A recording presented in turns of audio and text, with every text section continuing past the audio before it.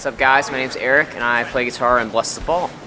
And I'm going to show you guys all the gear I use on tour and stuff I even mess with at home. So, cool. So this is my pedal board. This is the necessity that every guitar and bassist may need on stage is a chromatic tuner, so we don't play out of tune because that would not be good. I'll move up to noise suppressor, keep any kind of ground noise kind of out of our ears, out of the front of house, kind of quiet, suppresses everything, keeps everything nice and quiet. I use a Maxon OD808 overdrive, give it a little more bite to our distortion. I also throw in an equalizer. It kind of gets a little bit more girth out of the head. Sometimes I can't dial in the head exactly where I need to, so actually being able to break apart the EQ really gets the tone that I'm looking for. Start moving over to our effects. I use a carbon copy analog delay. Usually use that for a lot of like little studio leads, octaves, kind of beefs it up because it, makes it a little more forgiving, sliding around the fretboard. And here is my Strymon Timeline. That's actually the newest one I have. This thing's awesome. You can basically build and create any kind of delay you want. There's so many rad effects. You can make like a vinyl effect, any like the coolest reverses I've ever had. I used to have a Nova delay and I traded that out for the Timeline, and it's just, I discover something new every day with this thing. It's probably my favorite pedal right now.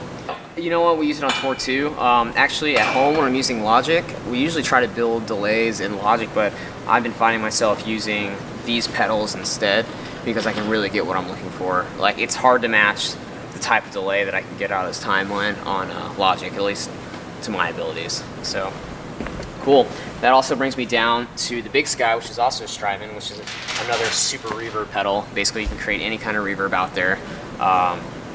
One of my favorite bands is Coldplay, and he's a big supporter of that pedal, so I wanted to try it out, and it's insane. Like, there's no better pedal. Strymon makes the best pedals out there. So yeah, so there's that guy. I also use in the studio at home. Up here is a very interesting one. This is Digitech Drop Tune. We do a lot of different key signatures and guitar changes in our set usually, and that guy kind of eliminates changing guitars the entire set. So you can drop tune basically a half step with every turn of the knob. So we usually play in D, and I go to C sharp, to C, to B, to A. It's pretty crazy. We use that overseas a lot too, so we don't have to bring so many guitars, and we use it live too when we do quick changes, and it's seamless and it sounds amazing, like you can't even tell. So that's a little bit of a godsend, saves us a little bit on our travel fees. And then right here is the guy that holds everything together. This is my brand, it's Musicon Lab MK3, and that basically ties everything. I have all my pedals running through there, so I basically don't have to tap dance all over my pedal board. And yeah, it's an awesome MIDI controller. So yeah, that's my pedal board. This is my EVH 5153. I've been using this for about the last 4 or 5 years.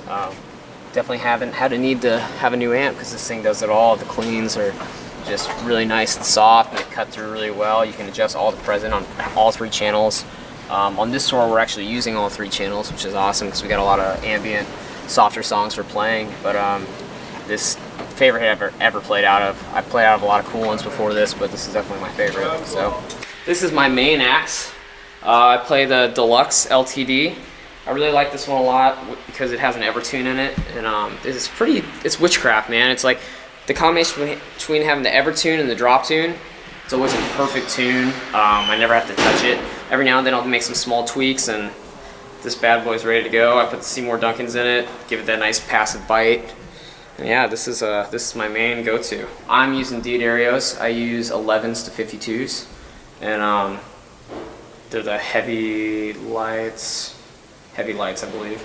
On this guitar, it's crazy. It's like you literally strap on the strings. You don't even have to stretch them, so you get a lot of that bounce out of them for a long time. So actually on these, I think every like 4 shows.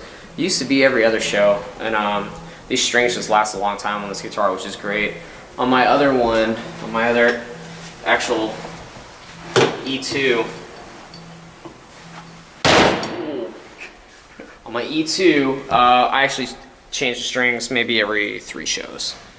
Gotta stretch these out a little bit more and make sure the intonation stays all nice and tight. But yeah, this is my D guitar. So we switch off guitars only twice during a set, which is great, and we play 4 different keys. So it's pretty awesome.